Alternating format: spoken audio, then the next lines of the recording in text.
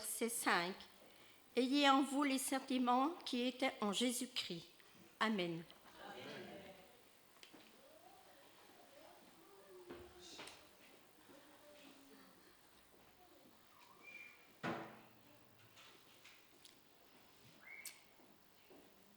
Avant cette petite méditation, je vais vous partager une histoire. Alors, c'est l'histoire d'un homme très célèbre. Les étudiants le connaissent encore plus particulièrement. Il s'agit d'Albert Einstein. Alors, je pense que tout le monde en a entendu parler.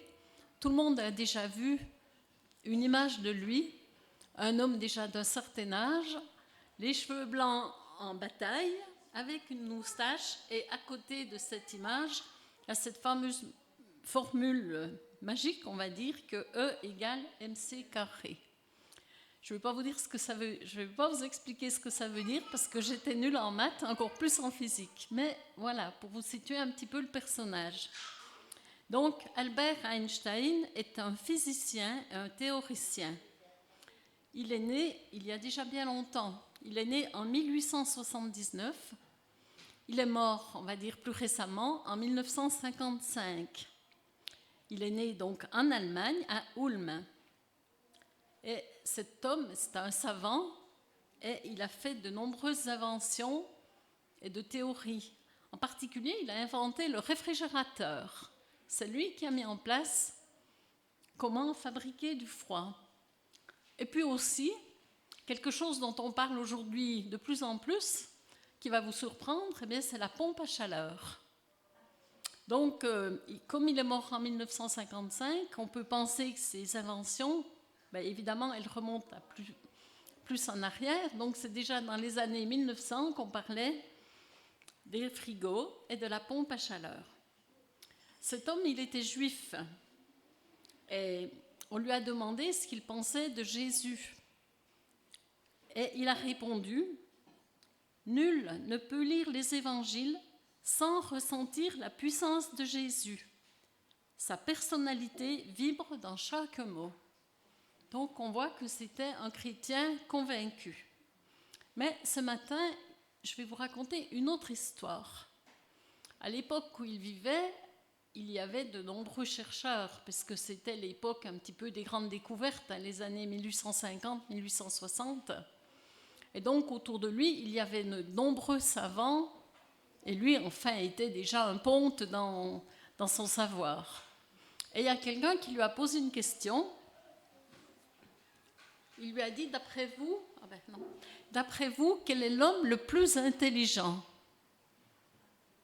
Et on attendait une réponse en disant, peut-être moi, enfin, en parlant d'Einstein, pas de Colette, lui ou un autre, mais il a fait une réponse tout à fait bizarre. Il a dit « mon chauffeur ».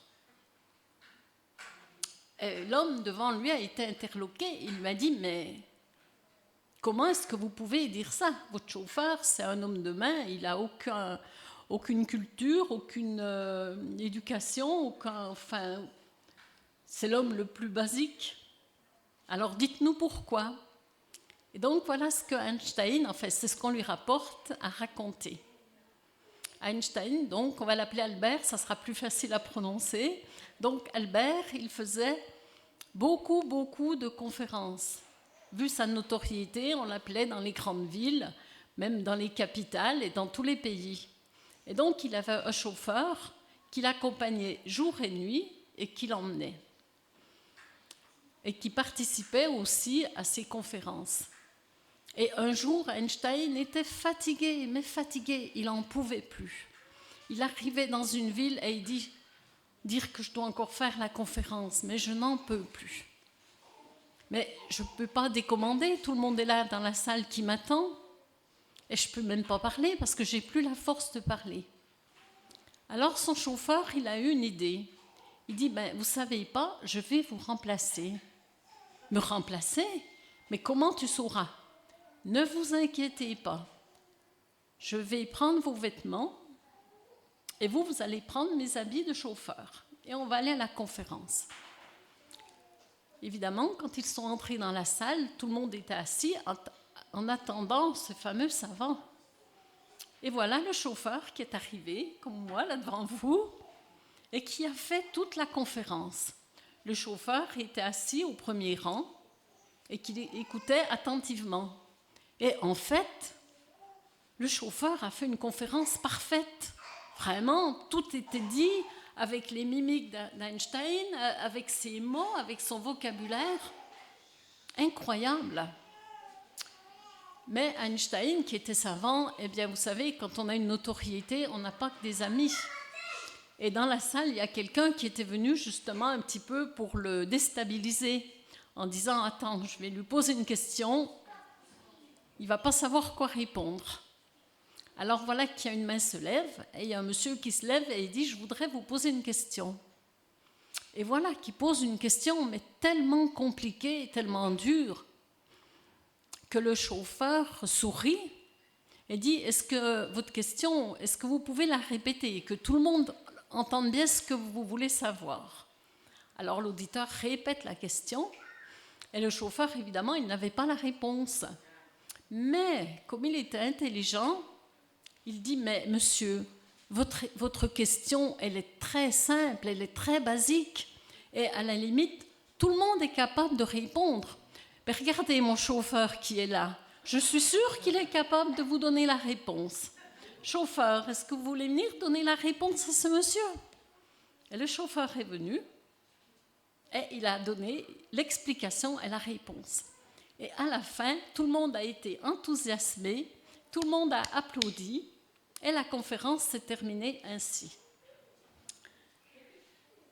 Alors, qu'est-ce qu'on peut rapporter avec nous aujourd'hui?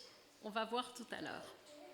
On vient de lire juste un petit verset qui est très très court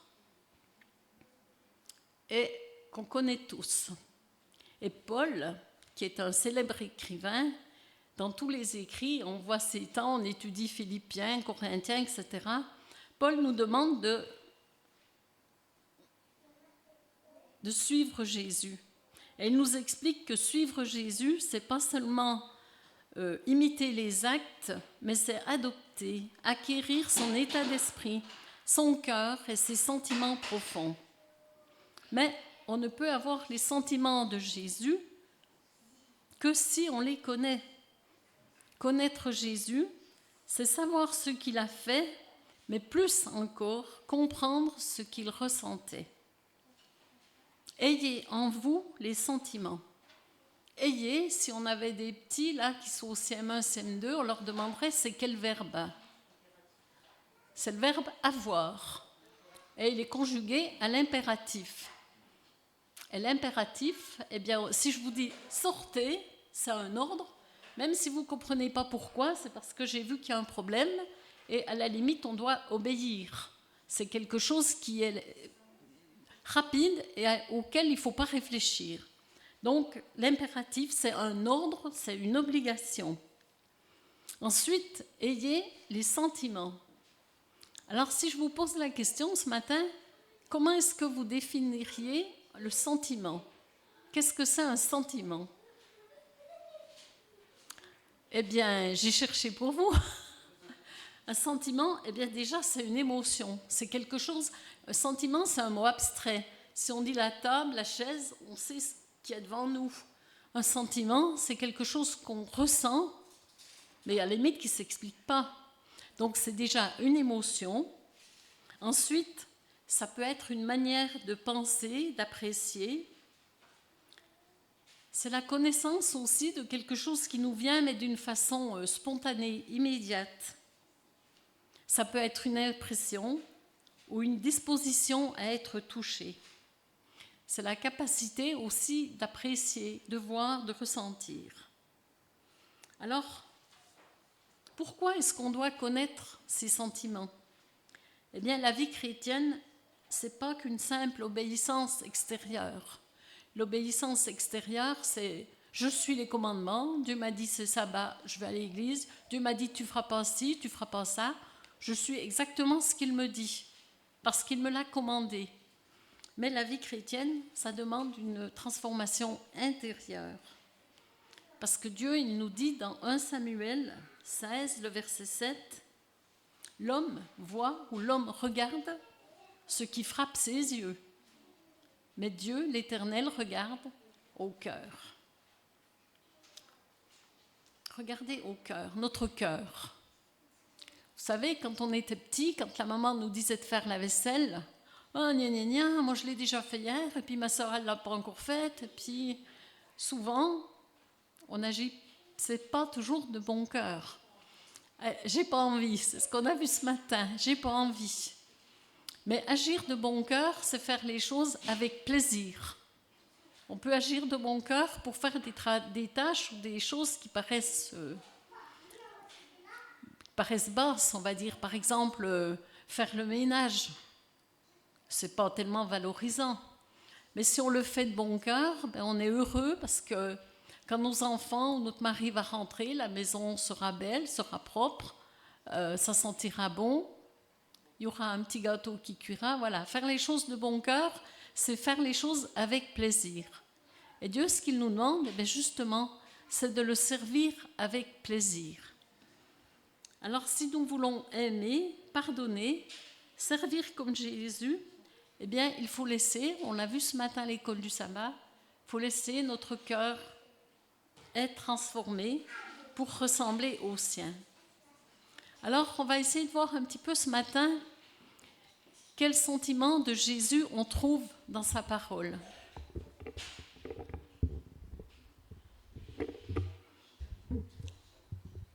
Alors, la liste, elle peut être longue, mais on va en voir quelques-uns déjà. Par exemple, dans Matthieu 9, 36, c'est un verset qu'on connaît tous. On parle de Jésus. Jésus, voyant la foule, fut ému de compassion parce qu'elle était languissante, abattue comme des brebis qui n'ont pas de berger. Alors, il dit à ses disciples, et l'histoire continue. La compassion. Jésus voit la détresse. Il la voit, il s'arrête et il agit. Mais la compassion, aujourd'hui, est-ce que c'est un mot que vous utilisez tous les jours ? C'est un mot qu'on n'utilise plus. Par contre, compassion, c'est fait de deux mots. Excusez-moi pour le mot, et passion. Et passion, là, ça vient de pâtir. Par exemple, quand on pâtit de quelque chose, ça veut dire qu'il y a quelque chose qui ne nous convient pas. Et on le traduit maintenant par la pitié, surtout. On parle de pitié. Mais quelle pitié ?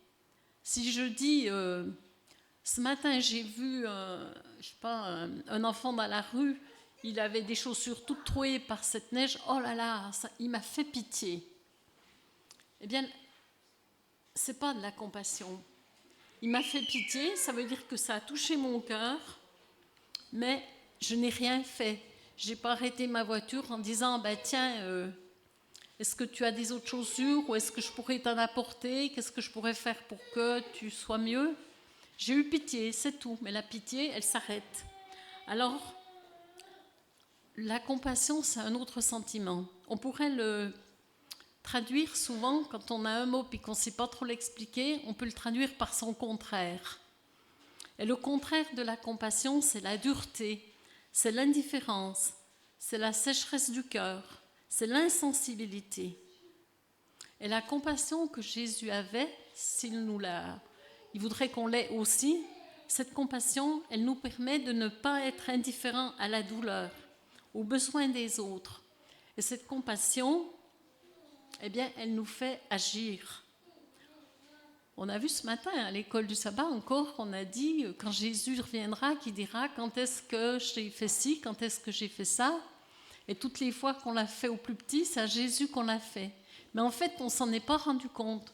Mais du fait que Jésus met ce sentiment dans notre cœur, on agit comme lui aurait agi. Ensuite, on a un autre sentiment, on va avancer un petit peu, dans Jean 13, 1. Le texte nous dit, en parlant de Jésus, « Ayant aimé les siens, il les aime jusqu'à la fin. » L'amour de Jésus n'est pas une théorie. Parce qu'on peut bien dire « j'aime tout le monde », mais on ne fait rien pour tout le monde. L'amour de Jésus, lui, il amène Jésus à un sacrifice. Ce sacrifice, il est énorme. c'est un sacrifice de souffrance, c'est un sacrifice de douleur. Et en plus encore, eh bien, il donne sa vie pour nous. Et même Judas qui allait le trahir, eh bien, il a reçu l'amour de Jésus. Vous savez, les paroles de Jésus à Judas, il lui dit « Mon ami, ce que tu as à faire, fais-le ». Et c'est là qu'on voit que Jésus, jusqu'au dernier moment, il a permis à Judas de se rattraper. Quand vous voulez faire du mal à quelqu'un, puis qu'il vous dit « Mon ami, ce que tu veux faire, fais-le », je pense que ça peut nous freiner. Si j'ai envie de battre mes enfants, mon mari, je ne sais pas qui, me dit fais-le, je pense qu'on peut avoir un sursaut. Mon ami, fais ce que tu as à faire. Et l'amour de Jésus, eh bien, cet amour, il dépasse tout. Et justement, eh bien, cet amour, il nous appelle à aimer au-delà des blessures, au-delà des maladresses, au-delà des souffrances. Un troisième sentiment de Jésus, on le trouve dans Philippiens 2, les versets 5, 6, 7. Alors, on en a parlé beaucoup il y a 15 jours à la dernière école du sabbat. C'était humilité et unité. Lui, de condition divine, s'est humilié lui-même. Alors, c'est pareil, l'humilité, eh bien, c'est le contraire de l'orgueil. Alors nous, bien sûr, on n'est pas orgueilleux, on est humble. Mais quand on nous parle mal, quand on nous traite mal, on ne va quand même pas se laisser traiter comme ça. On ne va quand même pas se laisser dire des choses telles. Eh bien là, c'est notre orgueil qui reprend le dessus. C'est notre moi, on va dire, qui reprend. Ensuite, un autre sentiment qui était en Jésus, on le trouve dans Luc 23, 34. Père, pardonne-leur, ils ne savent pas ce qu'ils font. Eh bien, Jésus incarne le pardon par ses paroles bouleversantes. Pardonne-leur. Ce pardon de Jésus, il nous permet aujourd'hui de vouloir le suivre. Il nous permet d'accéder justement à ce salut, à cette vie éternelle. Ah, mais nous, on pardonne. Mais parfois, notre orgueil, justement, notre manque d'humilité dit, mais je veux bien pardonner, mais il faut qu'ils viennent me demander pardon. Parce que s'ils ne me demandent pas pardon, à la limite, ben non, je ne pardonne pas. Et si on tient ce raisonnement, eh bien, parfois, ce moment-là n'arrivera jamais. La personne qui nous a fait du mal, volontairement ou involontairement, ne nous demandera jamais pardon. Pourquoi ? Parce que peut-être depuis ce temps, elle est décédée, ou parfois elle est tellement remplie d'orgueil que demander pardon, ça jamais. Et ce moment-là risque des fois de ne jamais arriver. Et alors, si on tient ce raisonnement, eh bien, on n'aura pas pardonné. Par contre, en tant que chrétien, on a une prière, le Notre Père, qui nous dit « Pardonne-nous comme nous pardonnons ceux qui nous ont offensés ». Jésus, lui, il a pardonné dans les douleurs, dans les injustices, dans les insultes. Et il nous invite à faire de même, à vivre ce pardon qui n'est pas pour libérer l'autre qui nous a fait du mal, mais pour nous libérer nous-mêmes. Le pardon, il est libérateur. Et vous savez, il y a un livre qui est magnifique, c'est le pardon, une puissance qui délivre. Et lorsqu'on pardonne, sans qu'on nous ait demandé, eh bien, c'est nous-mêmes qui sommes libérés. C'est nous-mêmes qui sommes bien, qui sommes en paix, qui sommes en harmonie avec ce que Jésus nous demande. Ensuite, encore un autre sentiment de Jésus, dans Luc 22, 42, c'est les moments critiques de Jésus. Et Jésus, il prie son Père, puis il lui dit « Non pas ma volonté, mais la tienne ». Dans ces moments si intenses, si douloureux, dans l'angoisse et la souffrance, Jésus a choisi l'obéissance et la confiance en son Père. Alors ce matin, on a vu quelques sentiments de Jésus. On a vu un cœur rempli de compassion, un cœur rempli d'humilité, un cœur rempli d'amour, un cœur rempli de pardon, un cœur rempli de soumission et d'obéissance à Jésus et rempli de foi et de confiance. Alors comment ? Eh bien, on se rappelle l'histoire de notre chauffeur. Notre chauffeur, qui était un homme pas instruit, eh bien, comme il vivait avec un homme instruit, intelligent, et qu'il était toujours à ses côtés, en fait, eh bien, tout ce que son maître faisait, il était capable de le reproduire. Il a été capable de mener une conférence devant une foule, une conférence de quelque chose d'élevé, parce que la physique, toutes ces choses-là, la théorie de la relativité, etc., c'est des choses très compliquées. Eh bien, ce chauffeur qui était tout simple, tout ordinaire, il a été capable de reproduire ce que son maître faisait. Pourquoi ? Parce qu'il était toujours à ses côtés, il vivait avec lui dans la voiture et il assistait à toutes les conférences. Il assistait et il écoutait. Et donc, nous, aujourd'hui, eh bien, on a tout pour suivre Jésus. On l'a vu ce matin. On a la lecture de la parole, on a la méditation. Maintenant, grâce à YouTube, on a plein d'histoires pour les enfants qui sont super enrichissantes. On a plein de prédications. On peut retrouver des prédications déjà anciennes. Moi, j'ai encore entendu Paul Escalier cette semaine, puis on en entend tous les jours. Donc, on a tout ce qu'il faut. Et bien sûr, avec l'aide du Saint-Esprit. Dieu veut être le maître de nos vies.